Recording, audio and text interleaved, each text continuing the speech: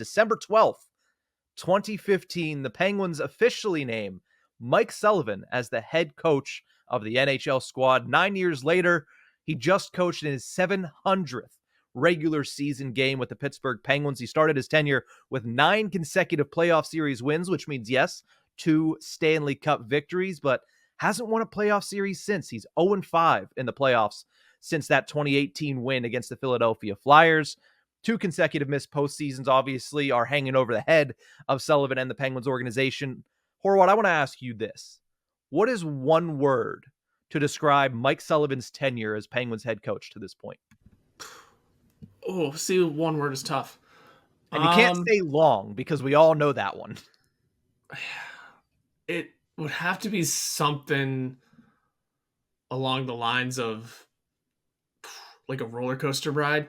Mm-hmm. I mean, there's been the obvious successes, and it started off immediately with great successes and just hasn't been the same since. I mean, the failures have outweighed the successes, so maybe some people would come up with some negative words. I just need something that's bare neutral, and quite honestly, that might even be the word, just neutral.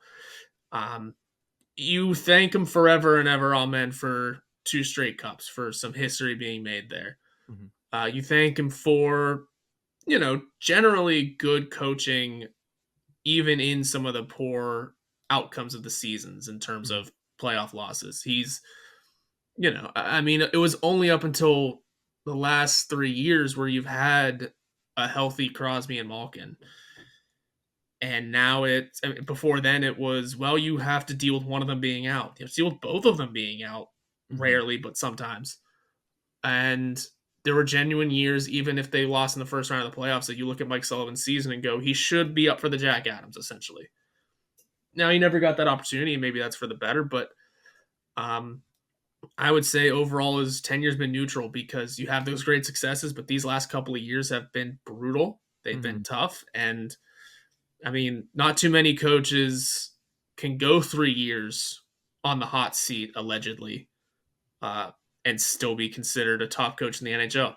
He's certainly one of them. If he gets fired, someone will do what St. Louis did. They'll fire their coach for him. So, I mean, the Penguins are in a tough spot when it comes to Sullivan's status in terms of, where he is in the team, but they believe he's going to be the right guy.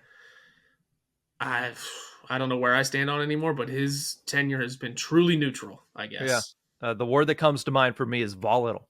That's the one. Yeah, I mean, that is the highest of highs, 2 Stanley Cups, and I get that they were early. But, you mentioned, the successes, the failures outweigh the successes. I think when you win 2 Stanley Cups in 9 years, most organizations will take that. Like, I understand that they were both in the first 2 years, and since then, it's been a fall off. I mentioned 5 consecutive playoff series losses, also 2 consecutive missed postseasons. That is a lot to take in a row, but outside of the highest highs, I think one of the biggest knocks on him is that I think there was a couple years where he squandered really great teams, but it wasn't his fault, right? 2021, I thought that team was very good, but Tristan Jarry had the worst goaltending performance in a playoff series that we've seen potentially in Penguins history. And that's for an organization that watched Marc-Andre Fleury. Love him. If you've listened to the show, we love him. But in the playoffs in the early 2010s, he was bad. He was awful. And yet Jarry was worse in 2021 against the Islanders. And then 2022, which was an absolute crapshoot with Louis Domingue, Casey DeSmith, and a hobbled Tristan Jarry in a Game 7 against the New York Rangers. You squander that 3-1 series lead.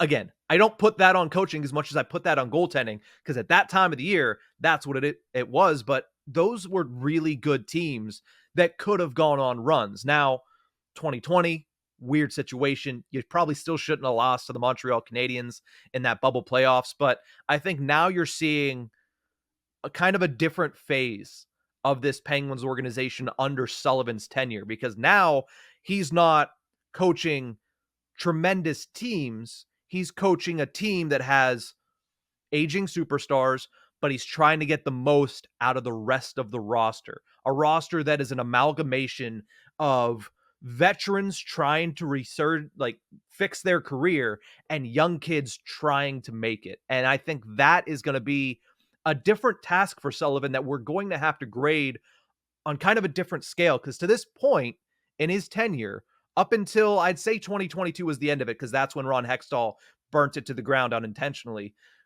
Up until that point, it was, what can you get out of these really good players? Can you galvanize that unit and make them go towards the promised land like you did earlier in your career? Now we're looking at this as your roster is not one of the best in the NHL. In fact, it's probably not one of the top 15 in the NHL.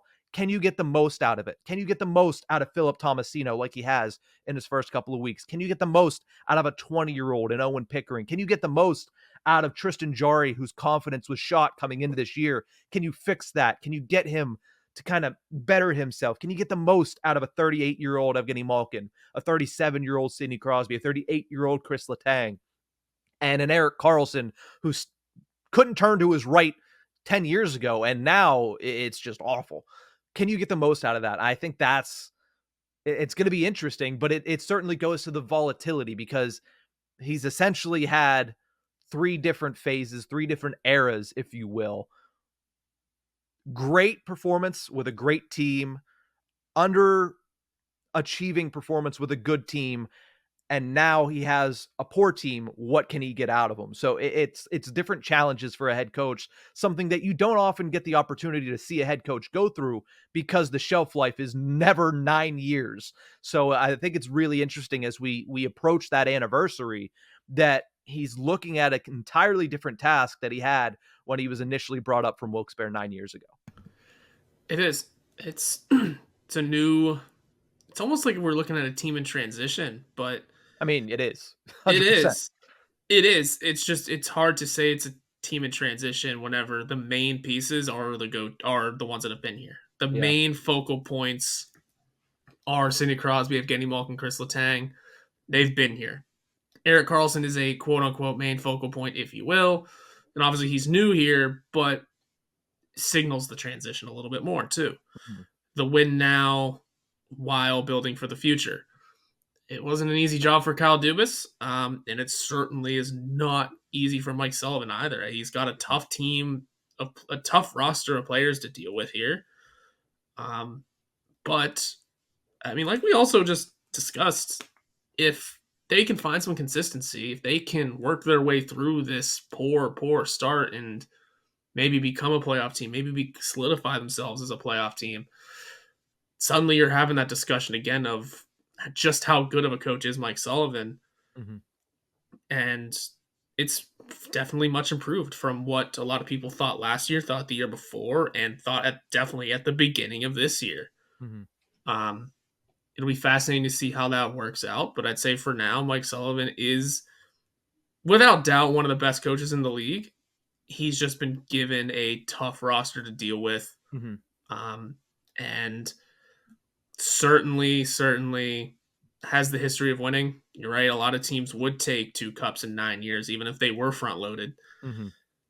I mean, heck, the Rangers, I know the Rangers are falling out of contention. I mentioned them a lot. It's kind of tough to hard to think that they've had 1 Stanley Cup championship since 1940. Yeah. 40.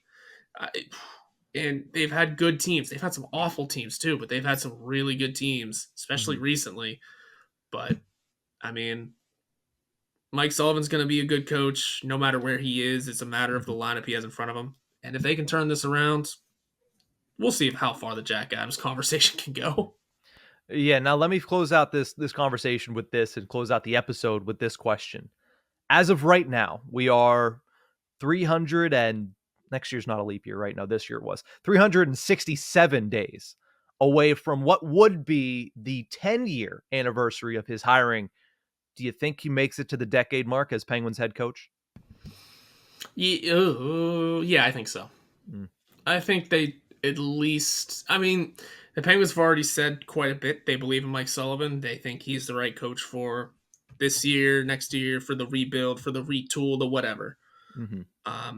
And if Josh Yohe's, I believe it was Josh Yohe that said it, this Penguins organization is not putting any of the blame of this season on him, then that would just signify that, yeah, they're gonna try and keep him around. If Mhm. the wheels do fall off, then that is just a change that needs to happen. Yeah. But as of right now, those wheels aren't falling off. In fact, they seem to be getting screwed back on a bit. Yeah. So we'll see. I'd say for now, tentatively, yeah, he makes it. Mhm. Ask me again in a month. Ask me, like, this could be a monthly question. Oh, yeah, that's why I prefaced it with "as of right now." Yeah.